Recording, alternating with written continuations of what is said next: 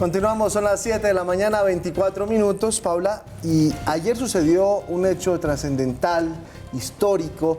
La Corte sentó un precedente, un antes y un después, con lo que decidió ayer a propósito de la violencia sexual contra mujeres cuando estaban al interior de grupos terroristas, grupos armados, como usted los quiera llamar. Pues mire, el país estaba atento a ese fallo de la Corte Constitucional ayer, que tenía que ver con una tutela que se había interpuesto para exponer el caso de una mujer que se ha conocido bajo el nombre de Elena. Como usted lo decía, Giovanni, ella fue víctima de aborto forzado por parte de la guerrilla y se le había negado en primer momento su inclusión al registro de la unidad de víctimas. Por eso se interpuso esta tutela de ayer. La Corte sí la reconoció como víctima. Hoy queremos hablar de este caso y de las implicaciones que tiene ese fallo de la Corte, y para eso pues tenemos aquí la representante de Women's Link. Les voy a contar de qué se trata.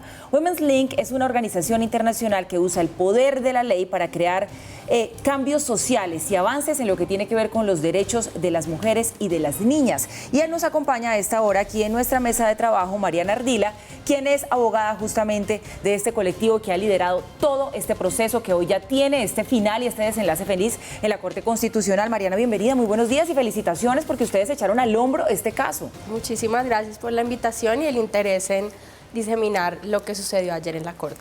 Mire, si Elena fue víctima de aborto forzado y había cómo comprobarlo y ella expuso su caso, ¿por qué inicialmente le negaron ese ingreso al registro único de víctimas? Las víctimas de violencia sexual y violencia reproductiva al interior de las filas de grupos armados ilegales se encontraban en un limbo jurídico, porque la ley de víctimas las excluía del registro si no se habían desmovilizado o huido de las filas de estos grupos antes de cumplir la mayoría de edad. Como en el caso de Elena y el de muchas otras mujeres, ellas no se desmovilizan ni pueden huir siendo todavía menores de edad. Se pueden desmovilizar o huir cuando ya son mayores de edad, pero en ese caso la ley de víctimas las excluía y eso fue lo que resolvió la Corte ayer, que esa previsión de la ley de víctimas no puede ser un obstáculo para que ellas sean reparadas por las violaciones a sus derechos sexuales y reproductivos. Es decir, que con ese fallo de la Corte se abre la puerta para Elena y para todas las Elenas que ha dejado este conflicto interno. Eso es lo que esperamos, que la unidad de víctimas tome en cuenta este precedente y que de ahora en adelante toda mujer que solicite esta inclusión en el registro, que le pasó algo parecido a lo que le pasó a Elena, pueda ser incluida en el registro sin necesidad de tener que acudir a una tutela o un proceso que dure muchos años. ¿Y qué pasa con los victimarios? En este momento, Women's Link también ha presentado a la Jurisdicción Especial para la Paz un informe sobre la violencia reproductiva que sucedió al interior de las filas de las FARC. Y Elena es uno de los casos emblemáticos que incluimos en el informe, además de otros 35 testimonios que logramos recolectar alrededor de esto. Entonces, estamos esperando que la JEP ya ha llamado a comparecer a las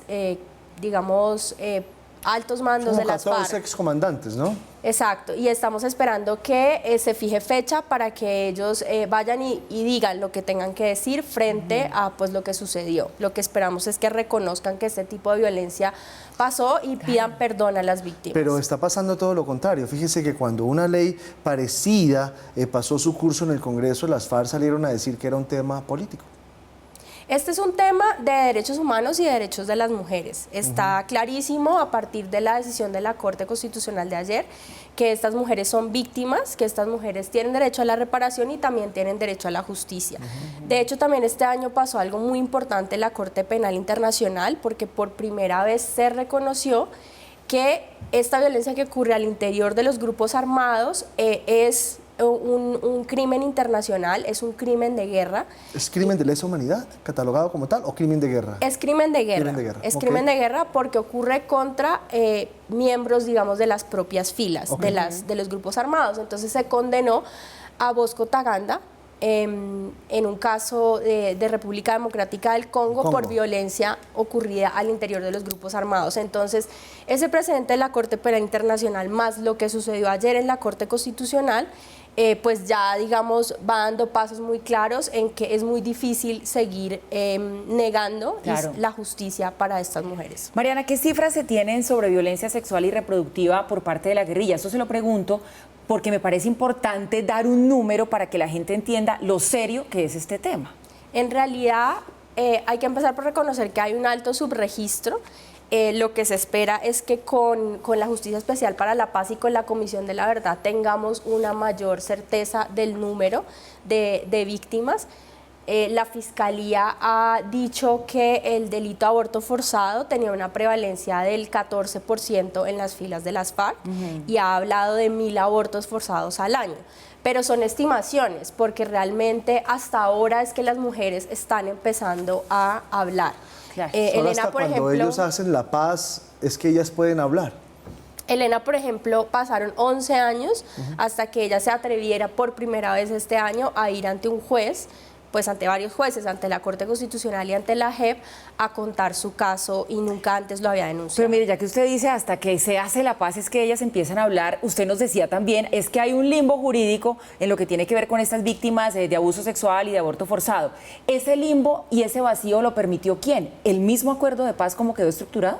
Eso venía desde la ley de víctimas, que es anterior al acuerdo de paz. Desde la redacción de la ley de víctimas se excluyó, a nuestro juicio sin justificación, a miembros de los grupos armados ilegales que no podían ser considerados víctimas a la luz de la ley de víctimas. Entonces esto, digamos, viene antes del acuerdo de paz, pero como una de las promesas Porque incumplidas. se les consideraba victimarios, simplemente victimarios Sí, por pertenecer. Se hacía como una diferencia Correcto. muy tajante, Muy tajante. que lo que la Corte ayer dice es no, eso no obsta para que no tengan acceso a reparación cuando han sido víctimas de violencia Cuando sexual ellos y no reproductiva. fueron víctimas de violencia sexual, aún estando en las filas de esos grupos armados. Exactamente. ¿Ustedes qué noticias tienen o tienen casos del ELN? Ya, digamos, en Colombia ha habido reportes y sentencias sobre otras guerrillas. Por ejemplo, el Ejército Revolucionario Guevarista fue condenado por abortos forzados en la jurisdicción de Justicia y Paz. Entonces, se conoce que en varias guerrillas y también en grupos paramilitares existía la práctica de la violencia reproductiva, y esto no es inusual. Lo que pasa es que ha estado más invisibilizada la violencia reproductiva que, por ejemplo, otras formas de violencia. Hasta ahora se está empezando a reconocer. Mariana, ¿qué tan difícil es llegar a la verdad? Pues les toma mucho tiempo a las mujeres poder hablar, ¿sí? Con, digamos, garantías de seguridad. Toma un acompañamiento muy importante por las organizaciones, entonces digamos que ese es el primer paso, ¿no? Que a las mujeres se les crea cuando dicen que han sido víctimas de este tipo de violencia, y que existan mecanismos como la JEP, como la Comisión de la Verdad, como la Corte Constitucional, que hagan justicia en estos casos. Que este caso de Elena haya sido fallado a su favor le permite ya a Elena acceder a qué tipo de medidas de reparación especial. La Corte le da 10 días a la unidad de víctimas para que inscriba a Elena en el registro, y a partir de ahí tiene derecho a todo lo que una víctima tiene derecho. Entonces estamos hablando de servicios de salud prioritarios, que la Corte dice que se deben prestar con perspectiva de género, a acceso a proyectos productivos, subsidios de vivienda, también una indemnización económica, como tienen derecho todas las víctimas. Bien, y yo le preguntaba a usted, después de este fallo de la Corte, ¿significa que todas las Elenas les abre la puerta para que ya las incluyan en el registro de la unidad de víctimas? Y usted me dice, no necesariamente, esperemos que sí. ¿No debería ser así si ya hay un precedente de este tamaño? Debería ser así, debería la unidad de víctimas aplicar este mismo razonamiento que hizo la Corte para inscribir en el registro a las mujeres. Pero que no están necesariamente sabemos si eso va a ser así, o sea, que no tengan que seguir instaurando tutelas. Debería ser así, porque también si obligamos a todas estas mujeres a ir a tutelas, pues también va a ser una carga para la Administración de Justicia. Entonces, si la unidad quiere ser eficiente, lo que debería hacer es empezar simplemente a reconocerlas. Además, no es el deber ser, son víctimas. Pues claro que son víctimas. Claro. Pues Mariana, muchas gracias por estar con nosotros. Creo que usted es una joven muy valiente con lo que está haciendo. Esto que usted está haciendo es impresionante. Y la valiente es Elena, que se atrevió a hablar después de tantos años de silencio. Valiente, Elena, pero usted también, porque Muchas sabe que muy gracias. pocas personas se sientan en los zapatos de estas personas que han padecido este tipo de violencias. Qué bueno lo que usted está haciendo, la felicito. Y gracias por estar con nosotros. Muchas gracias a ustedes por el interés en la noticia.